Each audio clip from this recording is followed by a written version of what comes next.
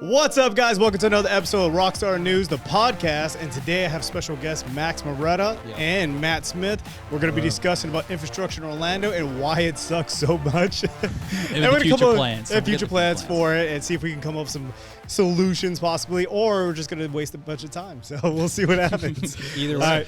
What's up, guys? How you guys doing? Doing good, man. Thanks for having me. Yeah, absolutely. I Welcome know your guys. schedule's pretty tight, so we had to squeeze you in here. Very packed. We I really it. appreciate you coming in and taking a break from work. So welcome, man. It's good to see you guys. Yeah. So Absolutely. Max, what's up, man? Thank you. I've been dying to be on one of these shows, so this is pretty cool. 2 shows deep and he's already dying to be a part of it. So the second episode, sir. Yeah, it's all right. We got to make it happen. Awesome, man. We appreciate you having on. So infrastructure, what are y'all's thoughts, Matt? That's a complicated question. I know that's such a Where do you vague, start? open-ended conversation. Well, here's the thing. Okay, so everybody knows I-4. That's a pretty easy, bird to shoot down there. Yeah. We're halfway through right now? I don't even know because they delayed it. What did they just announce that they're like 10 months behind? Or Yeah, like something? 10 months, like almost a year. So my behind. prediction, you can call this a hot take. My prediction is they're actually already 24 months behind. They're going to call 10 right now, wait like another 6, and then they're going to say they're another like 12 or so behind. They're That makes very sense. behind. That makes sense. Yeah. That's my call right now. Yeah, it could be a hot absolutely. take. What do you think some of their holdup is for the delays? Multiple things. I've actually there's read a lot. articles regarding that. Like it came out in the Sentinel, and they were talking about the fact that. So what ends up happening is that it has to do with work hours for their workers, their employees. The fact that they don't have enough shoulder distance between that, because you got to think about like equipment, getting it out there, getting it in there, and then they just got to do with normal traffic, everyday traffic here and there. So like they have to alternate routes and do whatever and try to get as much work done in the off hours as possible. But then nobody works during the off hours, so that makes contradictory sense. That's a great point too, and to kind of expound on that, everybody forgets pretty much each stretch is handled by a different contracting company. So they're bidding out contracts to get the best price. So if you have one stretch where the contractor is really good, everybody does everything really above board, it's great. It's going to get done fast. Next stretch, completely different contractor, may not be the same. So it's not all SGL? No, it's not. Yeah, that's interesting what I because I thought thought. it was Kane. You thought it was Kane? I never even heard of Kane. Because I didn't realize that it was different companies Yeah, that were they- hitting them up at different sections. Yeah, they bid it out one in section you different see sections.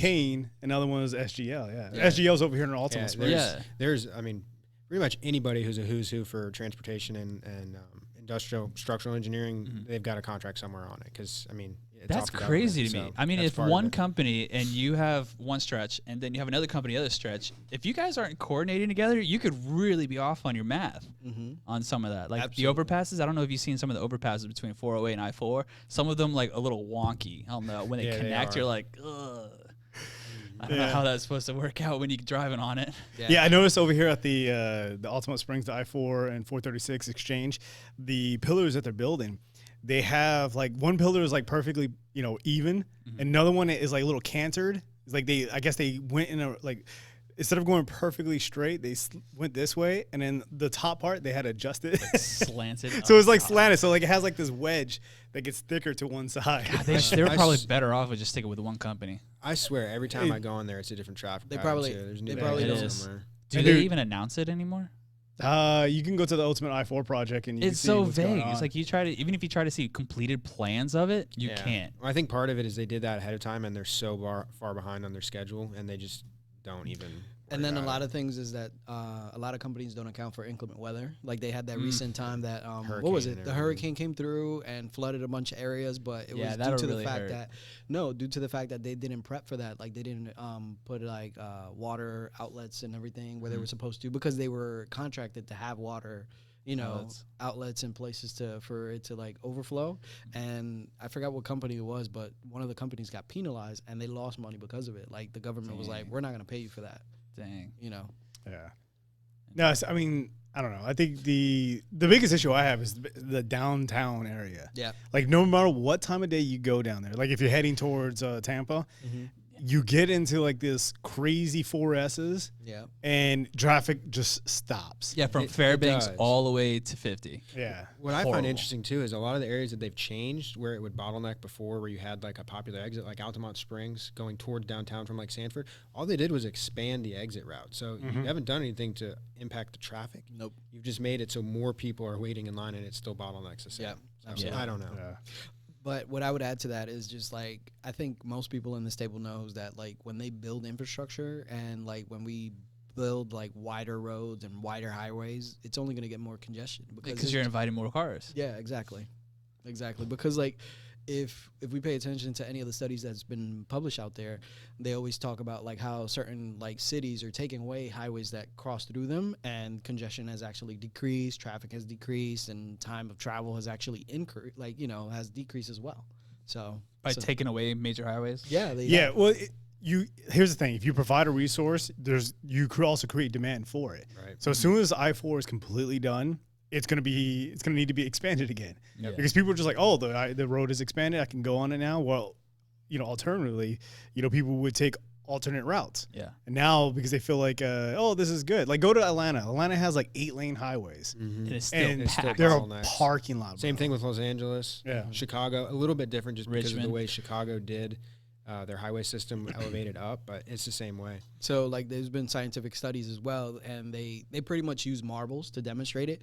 And it's kind of like if they use marbles and demonstrate it in like a like pretty much pegs and marbles and drop it down, and you see it like trickling down, and you don't put like one central vein, all the things trickle down. And that's the same way traffic performs. It like trickles down, goes through the whatever, like you would find alternate routes or like streets and side streets and stuff like that. But when you make one considerate vein, you take all that traffic and you condense it down, and then it goes down that Like and a then funnel. like a funnel. But then what ends up happening is it bottlenecks, and it'll just trickle down like one marble, two marbles, whatever, and traffic has the same behavior. Like we always think about like, oh, we need to fix our infrastructure, but then again, like it's like I say in a lot of things, like when it comes to our technology and our science and our infrastructure, like we peak at certain things and we don't know how to like, okay, stop.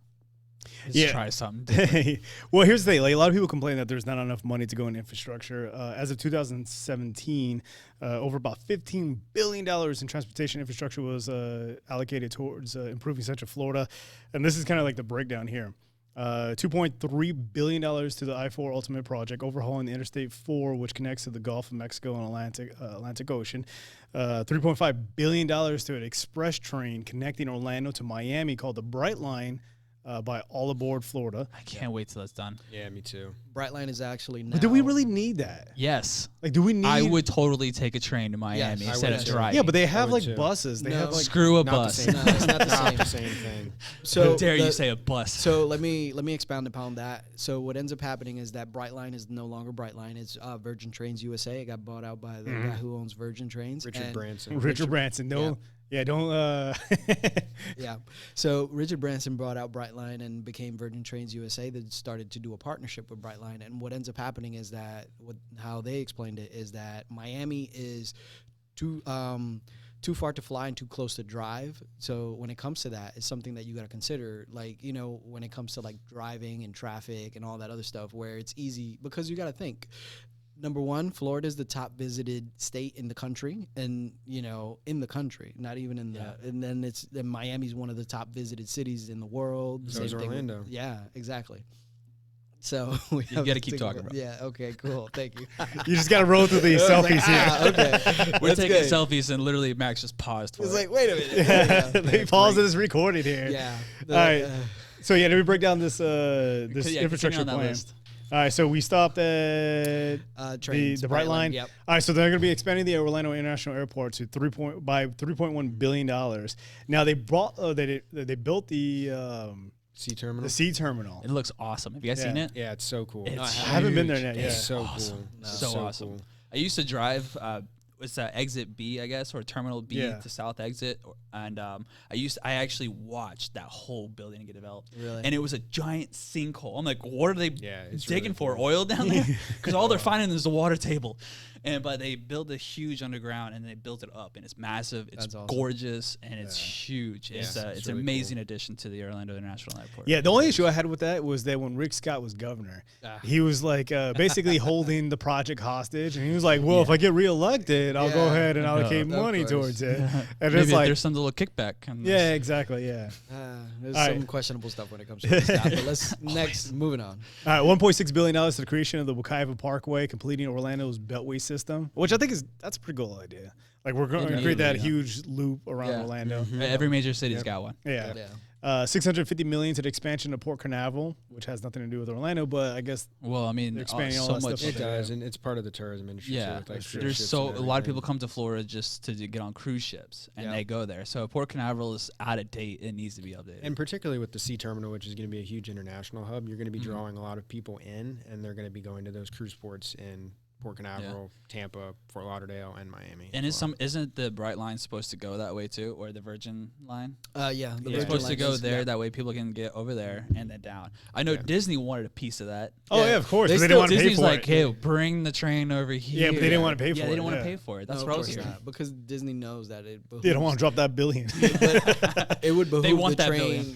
It would actually behoove the train. Like Disney doesn't have to pay for that. Like if you think about it, like just the fact that the train is there, they're gonna make the money back anyway. Yeah, Like, I mean that's just There- that's the so Disney's like, yeah, whatever. Like build the train this way. You know you're gonna get. There money. was Come supposed to on. be a train going to Tampa too. It's and coming. that's why Yeah, I-4 it's was so coming. wide. and I actually between would each other. like a train to Tampa. 'Cause I don't care. I don't like honestly. I don't care for Miami. Sorry for everybody in Miami listening. But no, I just don't care for Miami. I don't go there. I went there twice in my life. I've been in Orlando for 25 years, and I have no desire to go to Miami. And deal with Nothing the against you, Miami Miamians.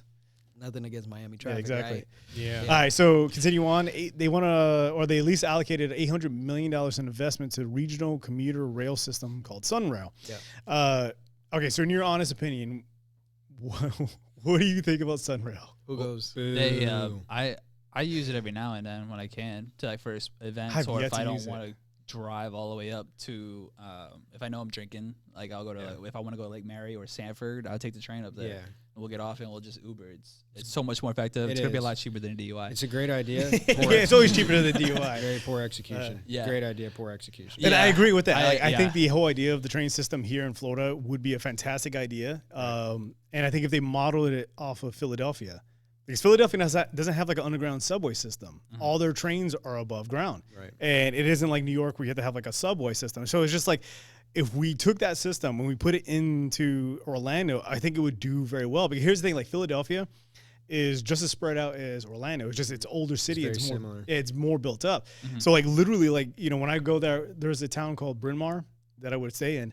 And Bryn Mawr is probably 40 minutes around from downtown. So you would take the train in and it would cost you like $6 to get in and you're good for the day. And I mean, that's a long distance. To Uber in, you're looking at like $20, $30. Yeah. Just because of the distance. So my take on it is it's one of those things where it's like if you build it, they would come kind of mentality. So it goes back and forth to the point where they're like, what they need to do is build up the infrastructure to the point where like it's reliable because a lot of people don't use it because it's not reliable because it doesn't have that. You don't use it on the weekends. It doesn't run on the weekends or. Yeah. Recently, Like, Is it overlaid running? You have a overnight. question of, Yeah. is it going to be running? Am I Yeah. going to be able to get home? Mm-hmm. Yeah. Is it going to hit somebody and it's going to be stopped and you're not going to be able to get home? It's Exactly. not reliable. That's a great point. So like That's good. if they build that up, like if Orlando just says, okay, like we're gonna throw caution to the wind and we're just gonna run this like clockwork, and there's always gonna be a train running regardless, then that's something that people are gonna count on. Be like, okay, cool, I could take the SunRail. Like I know it's gonna be here at this time and whatever, because like that's what makes massive transportation reliable. Yeah. Okay. So the next one, they want to spend about $50 million investing into a coast-to-coast bike trail. Yes, that's Coast to been coast bike trail. I see a lot of people getting on that. I would do that. What's the biggest one? Is the West Orange Trail that people Florida are on? Trail? The what? The Florida Trail? The Florida Trail? I was hearing you. I was trying to think of it. I'm thinking of the West Orange Trail so that goes to Winter Garden. I'm an avid cyclist, and I have been keeping up with this for quite a while. It's been in the process of like 10 years now, and they've just been building it segment by segment, and it goes by county and all that other stuff. So it just depends on the county. And what ends up happening there is that there's a lot of infrastructure being built up by all these segments on that coast-to-coast bike trail. Because I think one good example of it is the Crooked Can Brewery, In Winter Garden. that place. in Winter Garden, and that's part of that trail as well. So like within that infrastructure, like there's going to be a lot of places with beds and breakfast, eateries, restaurants, and etc. But that's my take on it.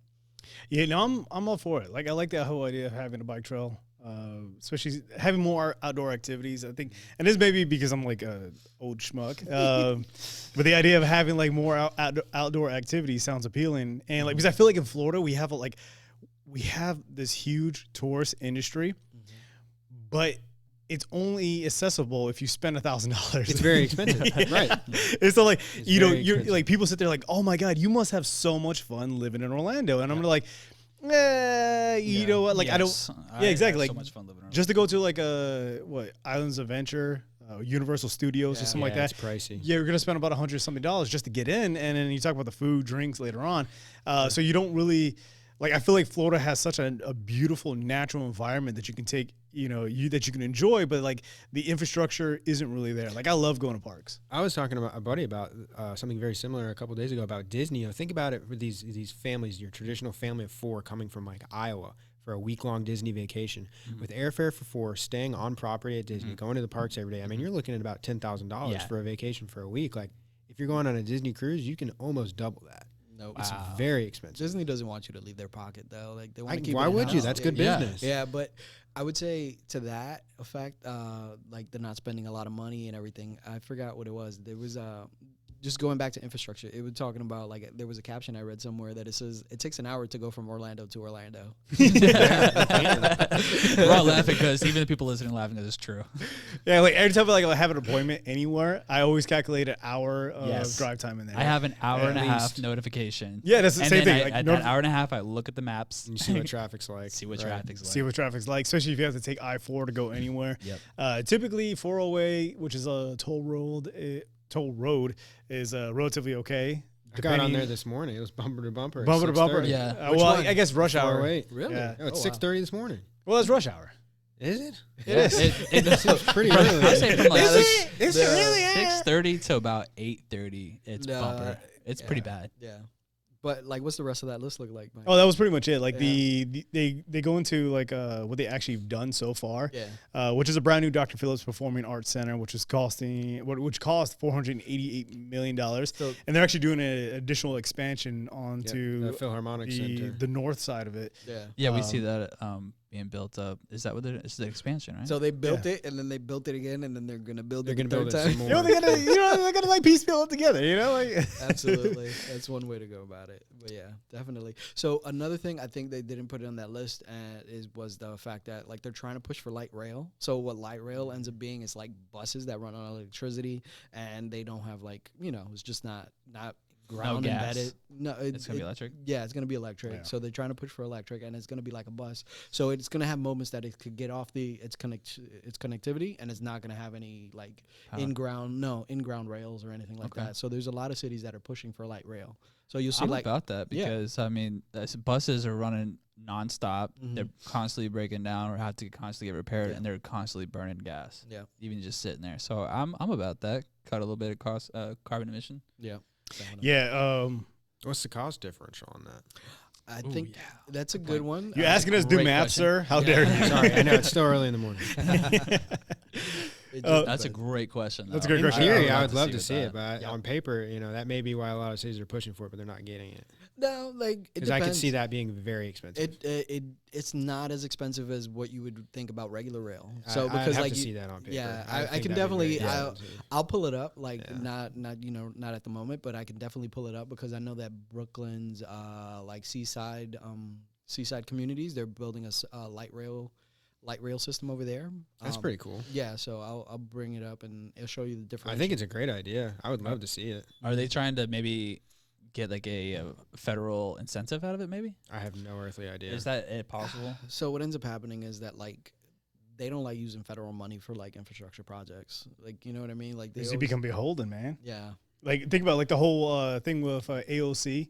Her whole argument is like, hey, do this or we withhold your money. Yeah. So That's her stick. yeah. Yeah, and actually, Yeah. she just proposed a new bill about that. There's what community was it? I think it was DeLand or something that turned away a train station and It a couple was. of projects It and was stuff like DeLand's. that. They're like, no, we don't want it. Like, so that ends up being a big problem in a lot of infrastructure like projects is the NIMBYism behind it. It's like they fight the just the inevitable. Like Yeah, they- not my Oh, backyard. Yeah. the NIMBYism, not my backyard kind of people. Yeah, that's what fight- they were doing over at not Waterford Lakes, but Right there, the Bifflo area. yeah, or Buffalo the, around there right- and stuff. Yeah. Oh, they were bad. Yeah, Yeah, because They're- they're expanding 50 Colonial Drive. 408. No, I'm talking about like 50 when you go out past Waterford Lakes Yeah. and you go into those neighborhoods. They had do not develop this because they're talking about like car and traffic and all stuff. And a lot of people want to live in the sticks. It's the reason why they moved out to Buffalo. But that's like the direction like Orlando's expanding into. Like that whole intersection is. You can't go north anymore. You can't go south anymore. West is developed right now. Is getting developed, and the other direction is east. Yep. Even in markets that are already developed, you have that pushback. Like Winter Park, you have almost 50% of the people that want to see it continuing to grow, and then you have the people that are like, no, my Winter Park, I don't want more people coming in, more traffic, more business. I want to keep it green space. Even markets like that, you have. Didn't they push for like a new bill to keep some green or create new green space? I think you pushed something. Yeah, you have the Winter Park Land Trust that's trying to accomplish that goal, but you also have developers coming in there that want to build townhomes like hotcakes, pushing to have the zoning densities change, the impact fees brought down, and you have people that there's been a shopping center that's been kind of desolate there for 15 years, and it wants to be knocked down, and townhomes, that's going to cause a lot more traffic, and you have a lot of residents that don't want that. They want to, it may not be green space, but they want to keep it. So I think it's interesting that even when you have a developed area, you have basically 50-50 of the people that want to see it continue to grow and just stop and keep it the way it is. Where would you want to see it grow? Or would you want to see it grow? Okay, so before you go on that line of thought, because we're running out of time here, just want to kind of go around the table and be like, what is either the thing you want to see done or have done, or like would be your solution? Like you're God Emperor of Florida and you can have anything done. What would you do? Go, Matt. So I do not even have anywhere near the expertise to solve any of these problems. So I'm gonna get out of here, sir. I'm gonna pull that card. There's the door. You're not a professional. Personally, I'm always for more development as long as it's smart development. So I think we still have a lot of land that can be used to develop. I think there's still a lot of people and there's a lot of demand coming in. So we've got to build that supply up. I know my man Max across the table may not agree with me on that one, but I did say smart development. There we go. So I think smart development is important. Yeah, caveat. And the one thing that I want Orlando to get an NFL team. So that's my that would be awesome. That's my big want. You want more traffic. That's what you want. I want more traffic, but that will help with the rail because that's going to be pushing more people to downtown, and that's going to open up bigger pockets for it. That's my big want. So question: where would they put the stadium? Would they just use the they'd use the Citrus Bowl or Camping World. They use Camping World. Yeah, just convert that over. Yeah, it's already ready because they did like a $3, $4, or $5 million redo like a couple of years ago. So it's still very modernized. It looks great. Sure. Yep. I'm actually quite pleased with where it's going, the growth of the city. My biggest So you're a status quo guy. Status Get quo. out of here, guy. Yeah. There's the door. 50-50 in Winter Park. Keep it the way it is. I kind of agree with Matt. Like smart development. Orlando has to grow. It's too small for Everybody's what it's looking trying at to me, be. just so you know. Well, I'm also just kind of looking at everyone. You are part of this. No, table. I'm just saying. Yeah, okay, so I get that smart development. Smart development is like one of those things like common sense. And it's a buzzword. It's a buzzword. Yeah, it's a buzzword. Right. So like, I mean, like at the end of the day, smart to you is not smart to the other person. Exactly, because you may sit there like the reason why we're having the NIMBY conversation, not in my backyard, is because there's certain people who think this is smart and there's some people who don't think it's smart. You know, like so you're gonna have that argument. So I think smart development. Smart is very, very subjective. I definitely don't want it pack more people per acre or per square foot. I can't stand overpopulation in certain. Oh, you're gonna hate my solutions then. Yeah, so you probably want to build up, right? Oh yeah, I want commercial giant on the first towers floor. that like almost touch the stratosphere. Yeah. Do you want to go? You like live in there. You Like never Dubai. leave. You want to be like movie? Dubai. Yeah, You there never go. leave this tower. Like you're What's that? constantly in there. What's that movie, Judge Dredd? Yeah, where, Judge like, Dredd. Each tower Peach is Tower. Peach Tower. Tower people. So, Mike, you want to go? Judge Dredd. Yeah, I'll go. Okay, so like one of the solutions I like to see is I actually want to see less highways. And I think the reason why is that like Florida has been designed, especially like all these these cities from the 50s. Yeah. They've been designed around the idea of the car. And back in the day, the car was like this centralized Part of the American dream. Yeah, part of the American dream. It was Americana. It was this idea that owning a car granted you freedom. And I'm not saying that's not true, but what I'm saying is that like we didn't really think or foresee the traffic solution or traffic issues that we're going to be facing today. Yeah. And so, you know, what is now, what was then perceived as this idea of freedom is now becoming us trapped on I-4 for an hour or more. A ball and chain. You know, so it's a ball and chain. And on top of that, car ownership is probably one of the most detrimental things to your finances. Yeah. Finances and health. Oh my God. So like they've done studies showing that people who own cars are typically poorer than people who don't. And it's just because you're paying insurance, you're paying gas. You could think about like your car. Repairs. Yeah, your repairs. Your car is underutilized. You drive it to work, you drive it home.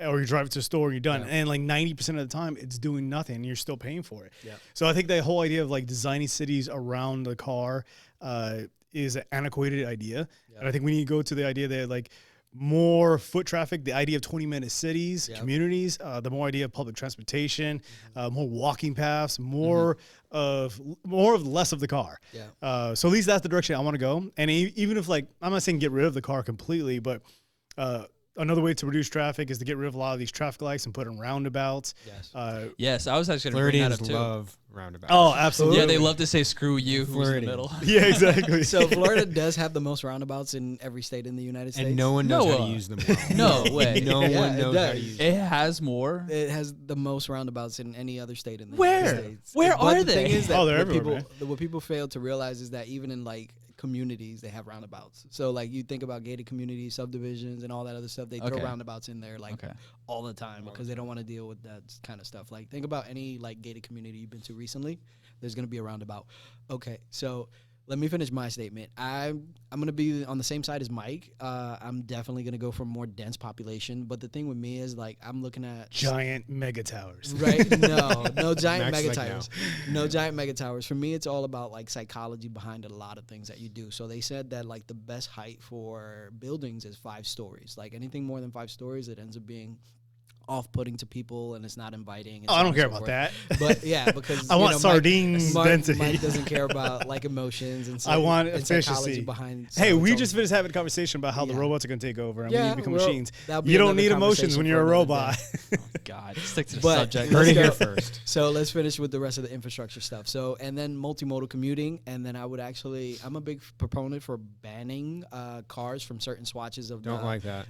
Yeah, exactly. From certain swatches of like, let's say for example, downtown Orlando, I would completely ban the use of private cars and just make it completely like massive transit and all that other stuff. Like have parking lots on the outside of the city and then just ride a bike or take a scooter or take a walk or do something to that effect. Like imagine that. Like, Lime bikes everywhere, Lime scooters everywhere. Yeah. I'm down for that. Get rid of the car. What ends up happening is like what I would use for an example is in Spain they have something called the superillas or super blocks where they take swatches of about 10 blocks or nine city blocks and block them all off to traffic, and there would only be major avenues, and then from those major avenues you get off and go into the center of those blocks. But yeah, multimodal, high density, green, a lot of greenery, even though like you're still building dense, you can still build green. So that's my build green on top of the concrete. Yeah, when you build these giant mega towers, you have like certain sections of it that are parks. You have like awnings where like plants grow over here shaking his head. It's like absolutely not. I would be protesting all of it. Oh, good stuff. All right, so we're gonna wrap it up on that. I appreciate you guys coming in. Thank you so much for joining us. Thanks for having us. And for everybody else who's listening out there, this Wednesday, which is what date is that? Let's not leave that in the audio. Horrible, the 6th. All right, so this Wednesday, the 6th at 12 p.m., we're going to be having a live broadcast for the show. We're going to have Brian Clark on there, and we're going to talk about how to pay down your mortgage fast, how you can save hundreds of thousands of dollars on interest from paying down your mortgage. And we'll have him on. We'll be live. If you guys are interested in checking that out, just go to our pages. I'll have the links down below, and you guys can actually chime in, ask us questions, and we can go from there. But I'm Mighty Mike. I'm Chris Noon. I'm Maximus Moretta. Okay. I'm Matt Smith. And we'll see you guys next time. Peace. Yep.